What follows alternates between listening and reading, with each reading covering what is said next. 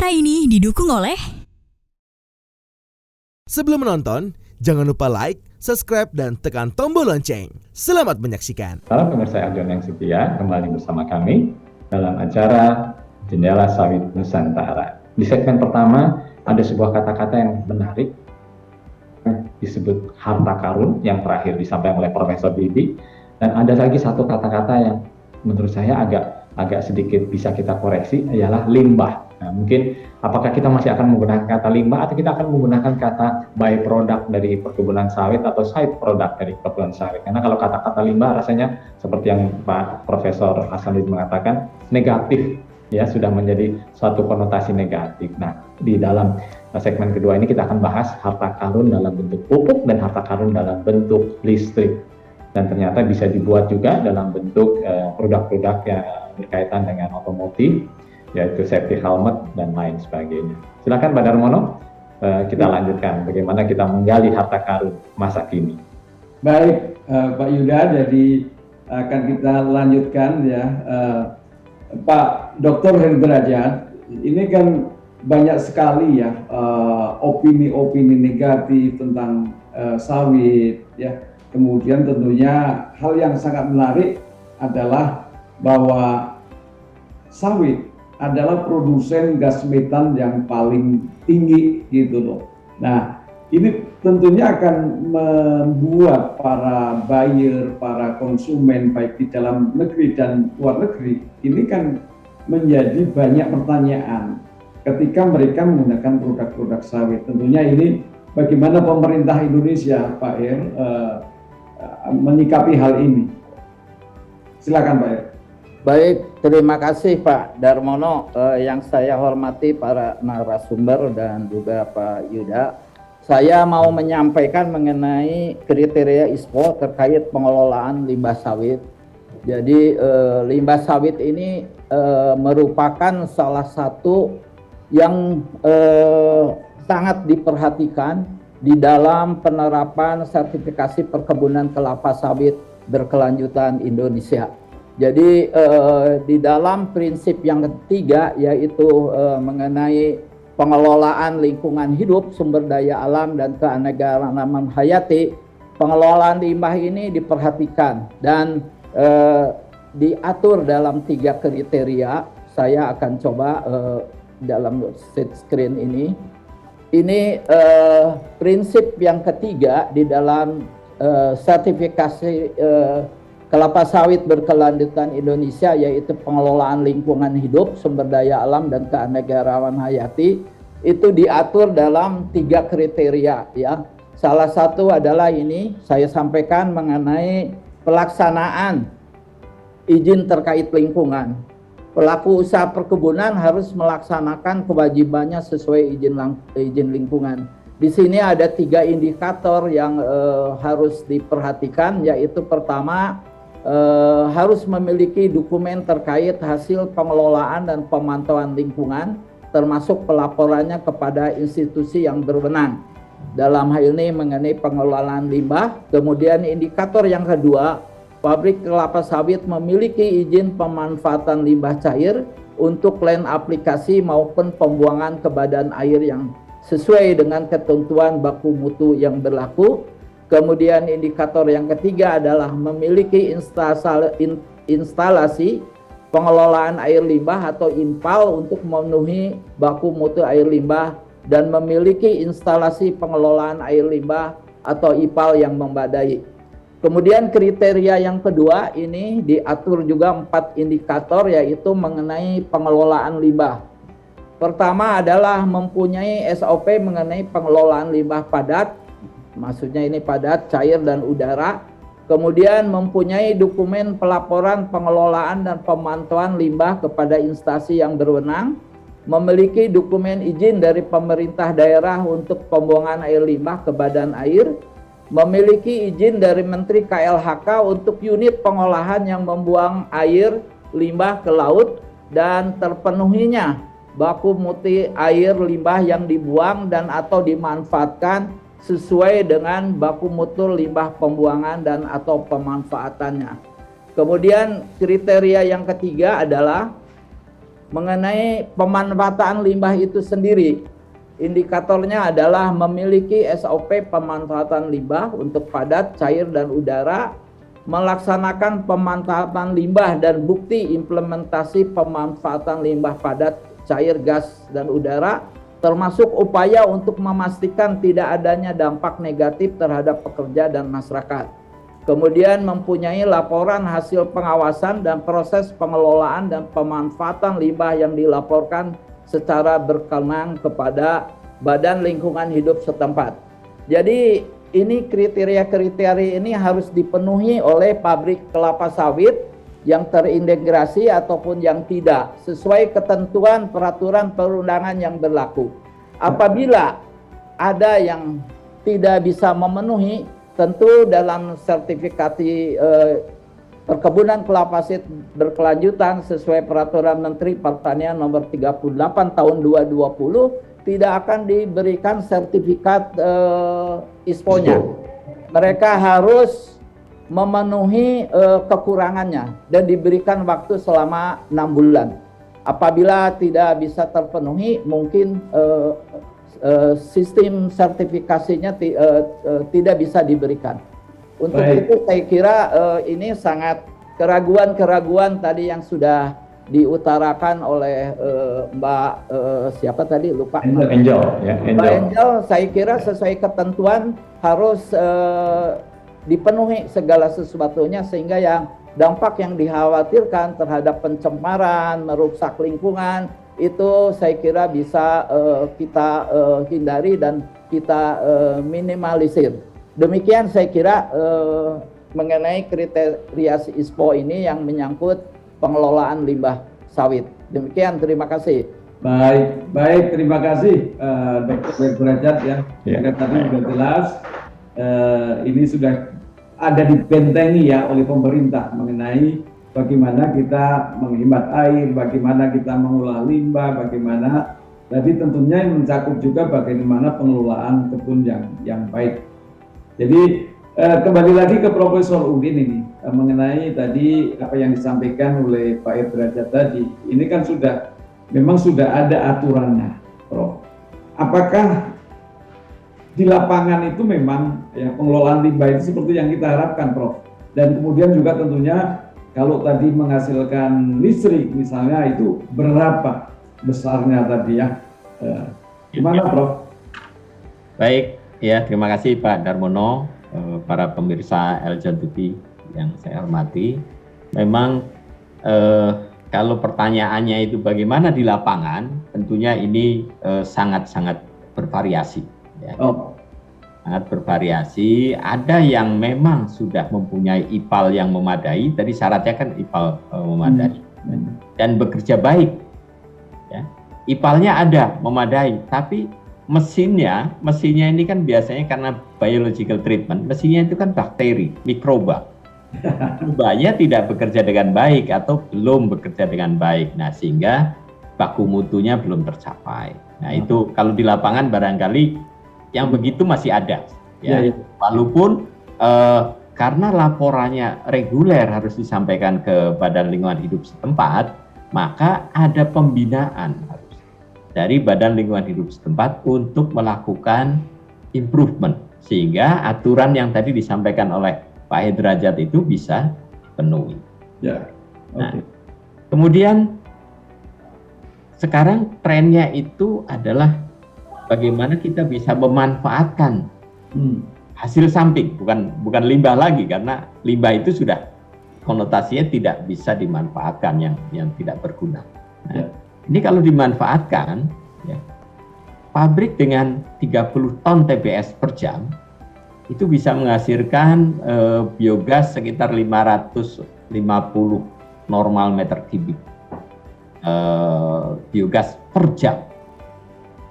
Kalau dikonversi ke listrik sekitar 1 sampai 1,2 megawatt, tergantung konsentrasi metan yang dihasilkan. Kalau misalkan konsentrasinya bisa 65%, itu bisa sampai 1,2 megawatt.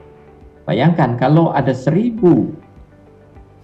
pabrik kelapa sawit dengan kapasitas 30 ton tadi ya, kalau 90 berarti kan dihitung 3 ya. Sudah berapa? Ya, sudah lebih dari 1000 megawatt dari air limbah kelapa sawit saja. Ya. Dan kita berkontribusi satu pabrik tadi 26.000 ton penurunan emisi gas rumah kaca. Nah, kalau ada 1000 ya, tentunya sudah berapa itu? Ya, 26 juta ton CO2 ekivalen bisa kita kurang. Ya. Jadi listriknya juga banyak, kemudian penurunan emisi gas rumah kaca juga banyak.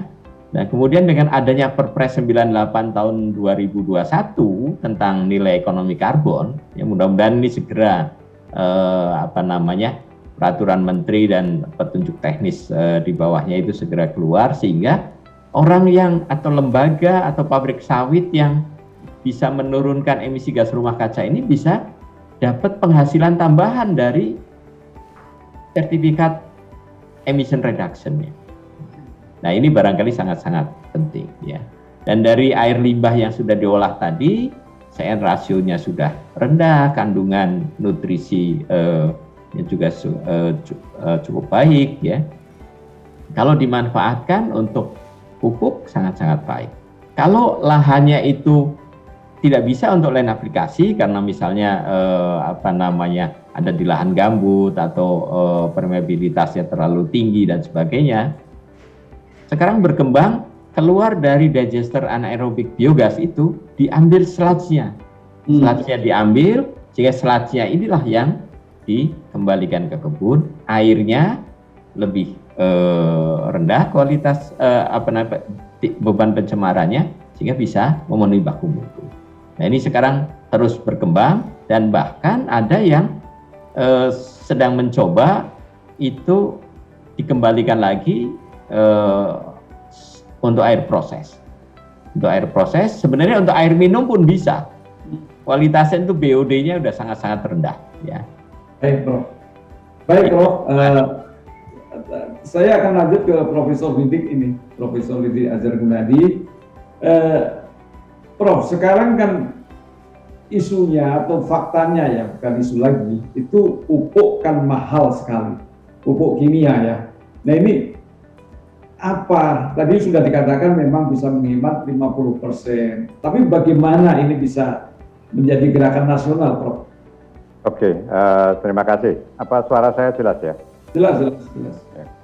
Jadi saya kira kondisi naiknya harga pupuk beberapa periode terakhir khususnya selama pandemi ini adalah sebuah peringatan yang seharusnya itu diperhatikan oleh semua pihak khususnya yang bercocok tanam dan menggunakan pupuk. Karena betapa tergantungnya kita kepada tambahan nutrisi yang diberikan dalam bentuk pupuk. Dan betapa kita abainya selama ini bahwa kita dikaruniai yang saya sebut harta karun tadi, tetapi kita memandang sebelah mata dan justru menganggapnya itu sesuatu musibah gitu ya, karena dianggapnya limbah. Padahal itu adalah berkah yang luar biasa. Sehingga kalau itu tadi dalam bentuk misalnya tandan kosong kelapa sawit atau selat yang dari limbah cair tadi sebut Prof. Udin itu kita manfaatkan untuk dikembalikan ke tanah sebagai pupuk. Saya gambarkan tadi dari tandan kosong saja, dari pabrik 60 ton per jam itu bisa menghasilkan kira-kira 54.000 ton kompos yang kalau diaplikasikan ke kebun, itu nilainya sama dengan pupuk 84 miliar. Nah, kalau toh kita misalnya tidak mampu mendatangkan pupuk kimia, kalau kita olah bahan organik tadi menjadi pupuk organik, paling tidak kita sudah memupuk gitu ya. Ya, jadi kalau itu kita pakai artinya kita bukan tanpa memupuk, tapi kita sudah memupuk dan pupuk organik itu bagus untuk mengembalikan kesuburan tanah. Beda dengan pupuk kimia ya. Dan oleh karena itu maka seharusnya memang ada satu peraturan yang menekankan ataupun menggariskan bahwa bahan organik yang dihasilkan oleh sebidang tanah tetapi bukan komponen panen, hukumnya wajib kembali ke tanah itu. Dan dengan catatan harus diolah supaya tidak mengganggu proses kimia yang ada di dalam tanah. Nah, dengan demikian, ya, seperti contoh yang saya sampaikan singkat tadi, dengan memanfaatkan pupuk organik dari bahan yang ada di kebun, itu pupuk kimia bisa dihemat 50%. Nah, itu luar biasa. Jadi saya kira ini adalah pilihan yang tidak bisa diabaikan begitu saja sekarang, karena pengen mupuk atau tidak gitu. Padahal kita memiliki bahan yang bisa diolah menjadi pupuk. Saya kira begitu, Pak. Baik, Darmono, boleh saya interrupt sedikit, Pak? Ini menarik sekali ya. Catatan dari dua profesor, ya, Pak Hasanuddin dan Pak Profesor Didi itu sudah mengatakan bahwa ini adalah harta karun. Ya, itu sesuatu yang artinya punya nilai besar, Pak, punya nilai tambah yang tinggi sekali. Nah, tapi menurut catatan Pak Helderajat nih, kalau saya sebagai orang awam, kebetulan awam sekali di dunia sawit, mengatakan bahwa ada sudah peraturan-peraturan bagaimana mengelola limbah. Bagaimana kalau kita rubah bagaimana pengelolaan produk-produk samping? Jadi kita sudah mengatakan sebetulnya industri sawit tidak mengolah limbah, tapi mengelola produk samping. Ya, kebetulan saja produk samping kalau salah pengelolaan menjadi berbahaya. Tapi kalau produk sampingnya itu sudah kita ketengahkan, lalu dunia mengatakan, oh sekarang sawit tidak punya limbah tapi punya produk samping, sudah diatur. Begitu Pak Helderajat. Artinya bagaimana kalau kita meminimalisir menekan istilah-istilah limbah? Ya, karena tadi ada harta karun, ada limbah itu punya konotasi negatif, dan ternyata semua yang dihasilkan oleh kebun sawit adalah punya nilai tambah yang begitu besar pada Darmono. Jadi peraturan kita dibunyikannya pengelolaan produk samping dari industri sawit, bukan pengelolaan limbah gitu. Gimana Pak Darmono? Silakan Pak. Ya, ini memang menarik, Pak Helderajat. Saya kira Pak Yuda, saya kira ini nanti kita nggak cukup membicarakan. Baik Pak. Baik. Kita akan mengundang Pak Helderajat lagi nanti pada kesempatan lain untuk kita bahas ini ya, bagaimana celah-celah ini bisa kita pakai. Saya ingin dulu tanya ke Angel ini. Angel kan tadi sudah mendengarkan ya, ada tidak perubahan mindset mengenai sawit ini. Jadi tadi mungkin sebelumnya ada banyak negatif. Gimana Angel? Tadi singkat aja. Oke, berdasarkan beberapa tanggapan dari narasumber yang tadi, saya bisa membuat conclusion bahwa di samping banyaknya kontra dari misalnya dari kelapa sawit ini, namun ada juga hal-hal positif yang kita bisa temukan, di mana kelapa sawit ini jika bisa diolah menjadi sesuatu yang punya nilai ekonomis value ekonomis yang tinggi, maka bisa digunakan juga untuk hal-hal yang bahkan bisa bermanfaat untuk lingkungan. Di mana contohnya jika dimanfaatkan misalnya gas metan menjadi listrik, itu bisa mengatasi mitigating carbon emissions, dan juga di sisi lain bahkan dari yang limbah padat, limbah cair, dan limbah udara itu bisa diolah juga menjadi sesuatu yang bisa bermanfaat untuk lingkungan. Baik, luar biasa. Pak Yuda, kita masih waktu berapa menit lagi? Kurang menit, ada 6 menit lagi. 6 menit? Jadi, mungkin ya, satu yang pendek aja dari Bu Siti ya, supaya nanti kita lihat lagi bahwa itu memang luar biasa. Silakan Bu Siti, kalau masih ada mungkin 2 menit saja ya. Ya, baik. Silakan. Dalam tanda kutip limbah tadi ya, yang sudah kita banyak bicarakan tadi, ternyata di sini kita harus atau bisa untuk meningkatkan fungsionalisasi gitu ya dari biomas atau limbah itu, baik itu padat ataupun cair gitu ya. Jadi fungsionalisasinya kita tingkatkan supaya nilai tambahnya meningkat gitu ya, termasuk dengan tandan kosong yang kami kembangkan gitu ya. Suatu tantangan yang saat ini sedang kita teliti itu tandan kosong kelapa sawit bisa menuju ke arah fashion gitu ya. Jadi bagaimana TKKS ini bisa ditreatment, direkayasa sampai pada suatu fase di mana TKKS bisa berubah menjadi rayon viskosa atau kapas tiruan. Kemudian di situ kita menggantikan daripada kapas alami ya, yang saat ini memang ketersediaannya sangat terbatas. Nah itu merupakan ya bagian daripada fungsionalisasi sebetulnya, meningkatkan fungsionalisasi dari keberadaan biomas atau limbah dari kelapa sawit ini untuk menjadi produk-produk turunan, ya baik itu dari sisi energi, baik dari sisi fisika material gitu ya, advance material gitu ya. Nah, sehingga memang kelapa sawit ini luar biasa gitu ya. Baik. Hasil daripada minyak yang saat ini memang sangat dibutuhkan oleh rakyat Indonesia dan dunia gitu ya.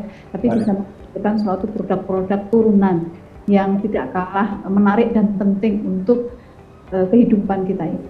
Baik. Ya, Pak Darmono, jadi produk turunan dari side product, bukan Iya. produk turunan dari limbah, gitu Pak ya? Itu Iya, menarik ya. betul. Jadi produk turunan dari produk samping, gitu ya, bukan dari limbahnya, gitu ya. Silakan Pak Darmono. Pak Yuda, sekarang kan waktunya tinggal sedikit ya. Ya, tinggal 4 menit lagi Pak. Kemudian lagi kepada Profesor Udin, Profesor Bibi, dan Dr. Hendra, silakan kalau ada yang perlu disampaikan sebagai Closing statement ya. closing statement. Silakan. Taping hari ini. Baik Pak, saya Pak. Ya, silakan Pak Saya Hendra. kira dalam topik pemanfaatan limbah ini dari dua profesor tadi dan Bu Siti, banyak informasi teknologi bagaimana limbah ini menjadi sesuatu yang bermanfaat. Oleh karena itu saya kira pelaku usaha perkebunan harus bisa memanfaatkan limbah ini untuk meningkatkan efisiensi dan mengurangi dampak lingkungan. Dan ini perlu ditunjang oleh IPTEK sehingga semua menjadi mudah di dalam pelaksanaan sertifikasi ISPO di lapangan. Demikian Pak dari saya. Oke, baik. Profesor Bibi, tadi kan ada dibilang peran dari IPTEK tadi, gimana Prof? Ini. Ya, saya kira apapun tidak akan ada kemajuan tanpa inovasi. Tidak ada inovasi tanpa invensi. Tidak ada invensi tanpa riset. Ya. Nah, kita di BPD/PKS sudah memulai menghilangkan kata limbah sebenarnya. Kita sudah memulai bahwa sawit itu semuanya bisa diolah sehingga mengarah kepada nirlimbah. Teknologinya nirlimbah. Sehingga mau apapun diolah semuanya gitu. Jadi tidak ada yang menghasilkan barang buangan, ya. Nah, jadi konsep itu memang sudah mulai kita dengungkan. Dan yang perlu adalah sekarang bagaimana pemerintah mendukung dengan regulasi, ya. Kalau hanya himbauan kembalikanlah bahan organik ke tanah tanpa ada sanksi, tanpa ada insentif, ya, maka tentu saja ini akan mubazir. Oleh karena itu kita tentu harus terus mendukung ini, dan saya kira kita bisa buktikan ke dunia bahwa sawit Indonesia adalah berkelanjutan karena semuanya tidak ada yang menciptakan barang buangan lagi. Baik, Terima kasih. biasa. Baik, luar Mana itu? Profesor Udin. Ya, terima kasih. Ya, barangkali dengan riset, dengan invensi dan dengan inovasi yang bisa kita capai, ke depan bisa saja industri sawit itu produk utamanya bukan CPO lagi. CPO-nya ini sebagai side product. Ada produk lain yang lebih banyak dan lebih bernilai ekonomi tinggi. Barangkali jangan heran nanti ada mobil listrik yang baterainya dibuat dari limbah sawit. Ini sedang dikerjakan ya, dari tandan kosong, dari air limbahnya, sludge-nya itu dapat grafen dan sudah bisa buat baterai. Ya. Luar biasa. Luar biasa Pak Darmono. Iya. Nanti akan banyak lompatan-lompatan teknologi yang bisa kita capai dengan riset tadi. Terima kasih. Baik, Pak Darmono, kelihatannya waktu juga ini yang memisahkan kita dengan para profesor, para pakar, praktisi yang begitu sangat luar biasa yang sekarang mengubah pandangan kita bahwa sawit bukanlah satu industri yang menakutkan, yang menghabiskan air, yang menciptakan limbah, tetapi justru produk yang industri yang bisa menghasilkan berbagai macam produk yang dalam tanda kutip tanpa limbah. Mudah-mudahan ini bisa merubah pandangan kita terhadap industri sawit, terutama kaum milenial yang diwakili oleh seorang putri yang cantik jelita, Mbak Angel, bahwa inilah industri sawit yang dimiliki oleh Indonesia. Karena kita terbesar, nomor 1 di dunia, harusnya kita bisa menciptakan hal yang terbaik bagi dunia. Sawit adalah kita, dari Indonesia untuk dunia, dan bermanfaat bagi semua. Sekali lagi terima kasih, kami atas nama Eljon. Baik, silakan Pak Darmono. Dapat dia di Jendela Sawit Nusantara tentunya. Oke, iya. Jangan lupa Jendela Sawit Nusantara merupakan hal-hal yang bisa kita lihat tentang industri sawit Indonesia. Sekali lagi kami mengaturkan terima kasih atas nama manajemen Eljon TV, atas kehadiran para pakar, Bapak Profesor Didi Hajar Darmadi, Bapak Profesor Hasanuddin, Bapak Dr. Derajat, Ibu Dr. Siti Nikmati, moderator kita Pak Darmono. Terima kasih banyak, sampai jumpa di lain kesempatan dalam acara Jendela Sawit Nusantara bersama BPDPKS dan MAX. Terima kasih Pak Profesor, Pak Derajat, Bu Siti. Terima kasih banyak Pak Darmono, sampai jumpa.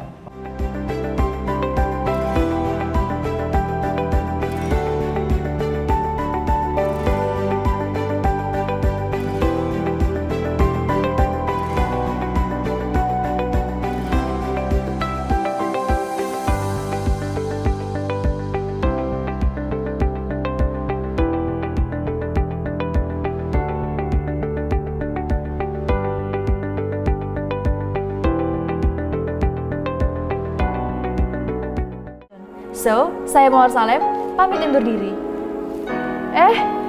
Ada kamera nih. So, gimana nih kalian? Pasti udah pada nonton semua kan? Karena kalian udah nonton, berarti kalian harus like and subscribe ya. See you!